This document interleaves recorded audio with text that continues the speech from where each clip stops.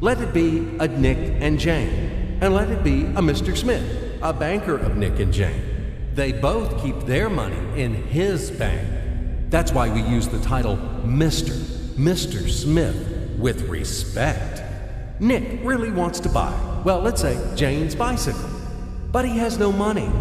More precisely, he has money, but not enough, only $10, while Jane wants $100 for her precious bicycle. That's a problem. What should Nick do? Well, this bicycle is so desirable. He gives Jane his $10 as a deposit and asks plaintively not to sell the bike to anyone. He says that he will bring the rest of the money soon. At the same time, he runs to his bank, to the respected Mr. Smith, to get a loan for the missing $90.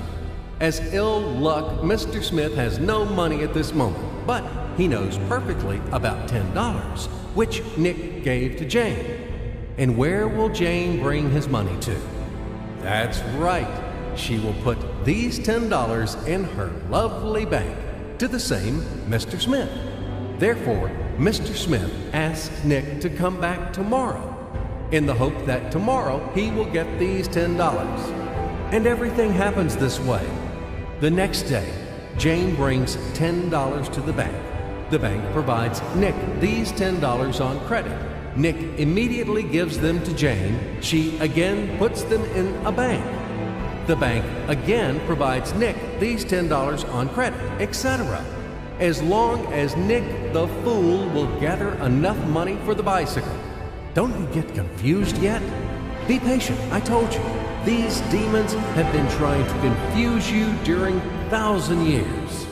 These damn economists and financiers. But anyway, we will figure everything out. So what do we have in the end? Nick finally got the bike from Jane. Wow! But at the same time, Nick owes $90 to the bank, Mr. Smith, and the bank, in its turn, owes $100 to Jane. In other words, those $10, which existed initially, have magically turned into $200, $190 of debts plus real $10. But these $10 would also turn into $1,000, even in a million or a billion, if Nick would make a more expensive purchase.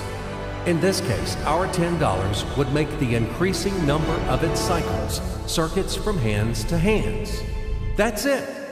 So, what happens in today's world? SOS! It appears that banks also make money out of thin air and multiply them. Not only Fed can produce money, but banks either. In short, everybody can do this, except you and me. We are not in the business at this celebration of life. I would like to print or draw some money as well. In fact, these banks multiply money without any control. And we're still wondering why the banker lives better. What are naive fools are we? Now it is clear why. The one who produces the money, of course, lives better. But this is not enough.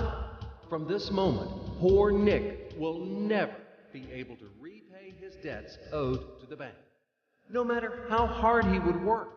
Silly Nick doesn't know it yet, that he's in slavery to the bank, in credit bondage forever, because those $90, which he owes to Mr. Smith, do not exist in nature at all.